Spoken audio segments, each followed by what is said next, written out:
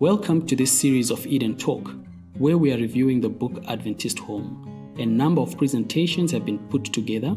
Hope you find them beneficial. Stay tuned in and enjoy this presentation. Greetings, friends. Today we shall be talking about graces that brighten family life. And we will start by talking about courtesy and kindness. Now, the old adage that charity begins at home can never be truly overstated. It is at home where habits are cultivated and where habits of etiquette are practiced. Romans 12 verse 10 says, "Be kindly affectionate one to another with brotherly love." Now, courtesy is key for the relatability of household members to each other. Acts of courtesy are far more influential in molding the characters of children than mere words. It needs to be said that the affection in a home should not be of a phony or pretentious nature, but that it should be sincere and expressed at every opportunity that may avail itself. The most valuable code of politeness, the purest standard, is found in the Bible. Those who cherish the Spirit of God will manifest politeness at home and a spirit of benevolence even in the little things. The golden rule, do to others what you would have them do to you, that Christ himself lived by, is the principle of true courtesy. That same spirit will be revealed in homes that live by this principle. It is not so much the practice of rules of etiquette that are encouraged, but true benevolence. Benevolence, of course, being the disposition to do good and to be kind and helpful to others. These are the sort of qualities to be developed and cherished in the home. The gospel does not encourage the formal politeness current with the world, which is barely sincere.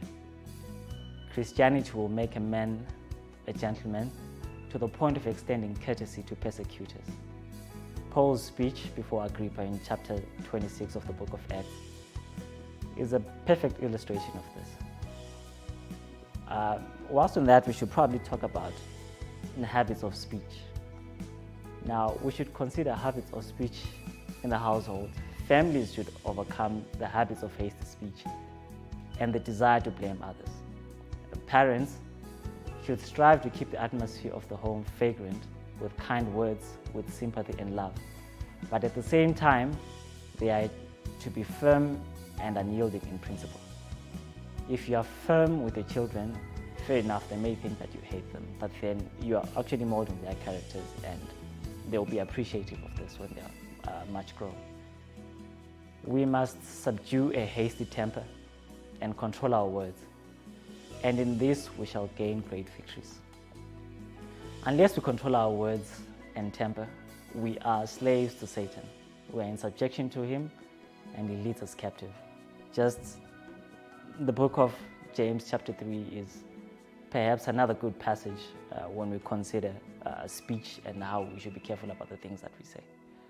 Habits of speech need to be trained in the home until no coarse words come spontaneously from the mouths of children when trials come, or even from parents. In general, the home should be a cheerful and happy place, right? Life can be challenging, but to go through it with the expectancy of evil and hardship is not the attitude to be adopted by Christians. The Christian must not allow herself to be consumed by the perplexities and cares of this life and everyday tasks. If we look for sadness and trouble, we shall find plenty of it in this life to engross our thoughts and conversation. Health and happiness have been sacrificed by some to a morbid imagination. In the context of the home, if life throws irritable moments, parents are not to act out their feelings or their frustrations. Children are highly impressionable, and such feelings and frustrations, when acted out, would transmit to the children and would be of a negative consequence. In conclusion, Christian courtesy and etiquette encompass a set of principles and behavior that reflect Christian values and teachings. The overarching principles that guide Christian courtesy and etiquette include love and respect, hospitality and generosity, for we know that some have hosted angels unbeknownst to them, as well as empathy and relationships. These principles serve as a guide in our daily interactions with others, both within the church community and in the wider world. By embodying these values, Christians seek to reflect the love and grace of Jesus Christ in all aspects of their lives, and to follow his example of selflessness. Thank you for your time.